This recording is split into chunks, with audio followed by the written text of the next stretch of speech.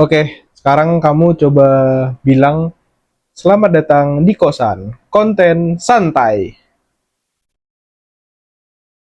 Tentu saja. Selamat datang di kosan, konten santai. Oke teman-teman, aku Heru, balik lagi tadi konten santai. Seperti biasa di konten ini aku mau ngobrol-ngobrol sama kalian tentang apa yang lagi aku lakuin, tentang apa yang lagi aku pikirin, dan tentang apa yang lagi aku sukain. Jadi akhir-akhir ini aku lagi seneng-senengnya ngobrol-ngobrol sama AI. Ya, kalian nggak salah dengar. Ternyata seru deh ngobrol sama AI. Pak, kenapa Mio kalah mulu? Kipernya culun, ganti Jendri Pitoy aja. Kita kayak punya temen ngobrol bareng gitu loh. Contohnya kayak gini nih. Halo Gemini, aku sekarang lagi tag konten video buat YouTubeku. Boleh sapa penonton di channelku nggak? Tentu saja. Halo semuanya, selamat datang di channel YouTube yang keren ini. Jangan lupa like dan subscribe ya. Nah, seru kan? By the way, aku ngobrol pakai AI-nya ini bukan ChatGPT ya, tapi pakai Gemini. Kenapa aku pakai Gemini?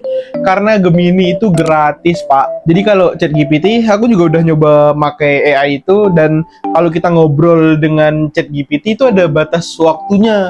Kalau kita mau ngobrol tanpa henti nonstop sama ChatGPT, itu kita harus berlangganan terlebih dahulu. Di konten santai kali ini, aku akan nunjukin pada kalian gimana serunya ngobrol sama AI. Halo Gemini, apakah kita siap buat ngobrol-ngobrol? Tentu saja. Aku selalu siap untuk ngobrol. Mau bahas topik yang santai atau yang lebih serius nih? Mari kita mulai obrolannya. Halo Gemini. Halo, senang bisa ngobrol denganmu lagi. Ada topik menarik yang ingin kamu bahas hari ini? Coba kasih aku saran topik yang buat kita bahas untuk ngobrolin di videoku ini. Oke, bagaimana kalau kita bahas soal hobi unik dan menarik yang mungkin belum banyak diketahui orang? Atau kita bisa ngobrolin soal tempat-tempat wisata anti-mainstream di Indonesia yang cocok buat liburan akhir tahun. Atau mungkin kamu punya ide lain. Kelihatannya terlalu biasa sih topik-topik itu. Nggak menarik. Coba kasih topik-topik yang kayak misteri, urban legend, dan lain-lain. Coba ada topik nggak? Oke, bagaimana kalau kita bahas soal fenomena time slip atau orang yang mengaku melakukan perjalanan waktu? Atau kita bisa ngobrolin soal tempat-tempat di dunia yang terkenal angker dan menyimpan banyak misteri. Atau mungkin kamu punya ide lain yang lebih spesifik? Mungkin kejauhan deh kalau kita ngobrolin tempat-tempat di dunia. Coba yang lebih dekat kayak di Indonesia. Ada nggak misteri-misteri atau urban legend yang menarik buat kita bahas? Kita bisa bahas soal legenda urban di Jakarta, seperti kisah si manis jembatan Ancol atau hantu jeruk purut. Atau kita bisa bahas soal misteri hilangnya pesawat Adam Air di Sulawesi. Mau coba bahas salah satu dari topik itu? Kira-kira nih, kan tadi kamu ngasih dua opsi hantu buat dibahas nih. Si manis jembatan Ancol, hantu jeruk purut. Kira-kira dari kedua urban legend itu yang mana yang paling serem? Wah, ini pertanyaan sulit. Dua-duanya punya cerita yang cukup menyeramkan. Tapi, mungkin si manis jembatan Ancol lebih terkenal dan melegenda. Gimana menurutmu? Boleh. Bisa kamu ceritakan nggak cerita si manis jembatan Ancol ini? Konon katanya, si manis jembatan Ancol adalah arwah seorang gadis bernama Maryam yang meninggal secara tragis di sekitar jembatan itu pada zaman dahulu. Ia sering menampakkan diri sebagai wanita cantik untuk menarik perhatian pria, lalu menghilang secara misterius. Cerita ini sudah sangat melegenda dan diadaptasi ke berbagai film dan sinetron. Mau aku ceritakan lebih detail?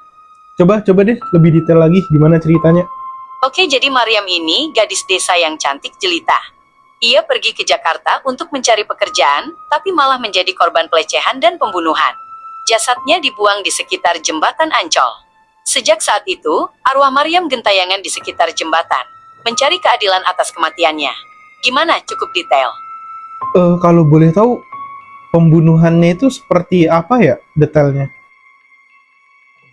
Cerita tentang detail pembunuhan Maryam memang simpang siur dan banyak versi. Ada yang bilang ia dibunuh oleh seorang pria kaya yang terobsesi padanya, ada pula yang mengatakan ia tewas karena kecelakaan saat melarikan diri. Versi mana yang ingin kamu dengar? Coba versi yang pertama lebih serem deh kelihatannya. Oke, versi pertama menyebutkan Maryam dibunuh oleh seorang pria kaya yang terobsesi padanya. Pria itu menawari Maryam pekerjaan sebagai istri simpanan, tapi Maryam menolak. Pria itu marah dan membunuh Maryam, lalu membuang jasadnya di sekitar jembatan Ancol. Konon, arwah Maryam masih gentayangan di sana, mencari pria itu untuk membalas dendam.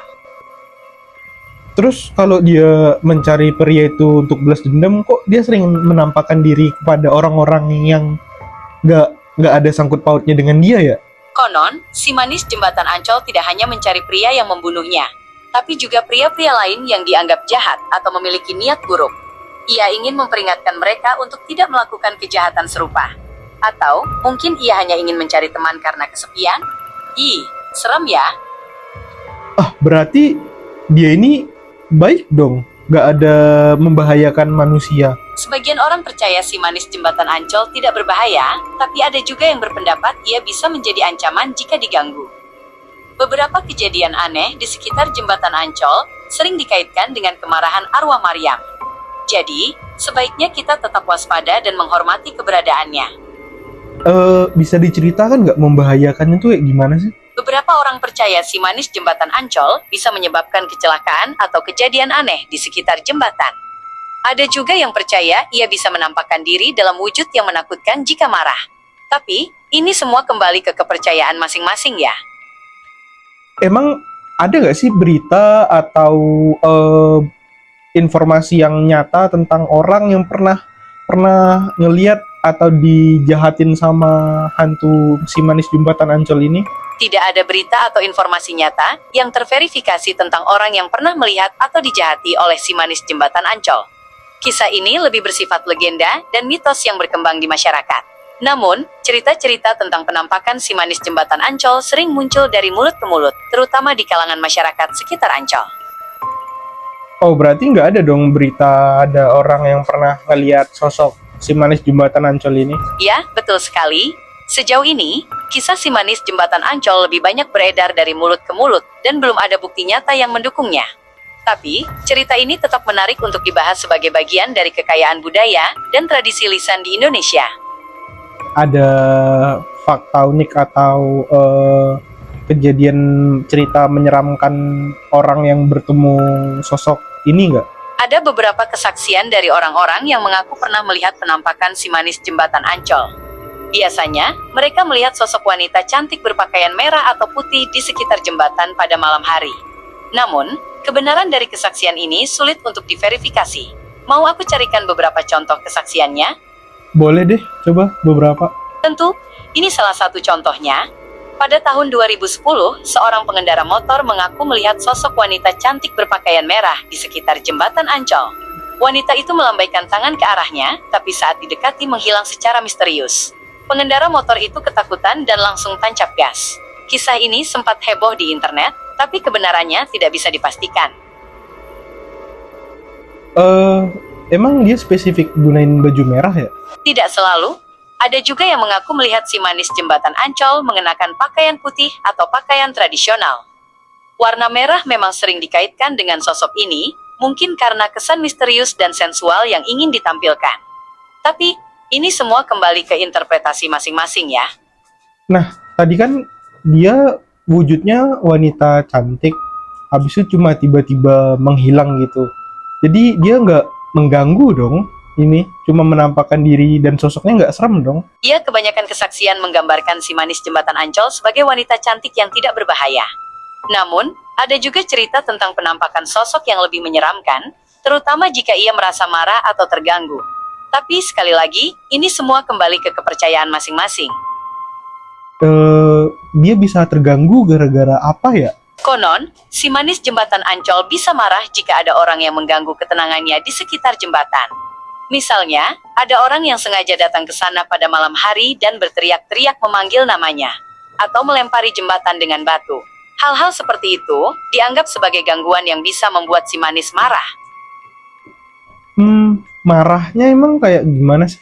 Konon, kemarahan si manis jembatan Ancol bisa bermanifestasi dalam berbagai bentuk. Ada yang bilang ia akan menampakkan diri dengan wajah yang sangat menyeramkan. Ada pula yang mengatakan ia bisa menyebabkan kecelakaan atau kejadian aneh di sekitar jembatan. Beberapa orang percaya, jika si manis marah, ia bisa mengeluarkan suara tangisan yang sangat keras, atau bahkan mengganggu kendaraan yang melintas. Terima kasih ceritanya, ChatGPT. ChatGPT, Gemini. Salah, sorry. Anjir, sumpah. Aku denger ngobrol-ngobrol kayak gitu, denger dia cerita, Juk, merindingnya beneran loh. Anjir, kurang ajar emang. Itulah tadi biasanya aku ngobrol dengan ChatGPT, ya dengerin dia cerita atau kita minta ceritakan sesuatu. Tapi dia juga bisa diajak berdiskusi loh. Buat kalian yang mau tahu seseru apa, kalian bisa coba download Gemini gratis kok di Google Play Store atau App Store. Ya, mungkin itu aja untuk kosan kali ini, konten santai. Kalau kalian suka dengan konten kayak gini, silahkan like and subscribe. Dan coba dong komentar apakah kalian juga pernah ngobrol-ngobrol sama AI kayak aku. Oke, sekali lagi terima kasih buat yang udah nonton. Sampai ketemu di video selanjutnya.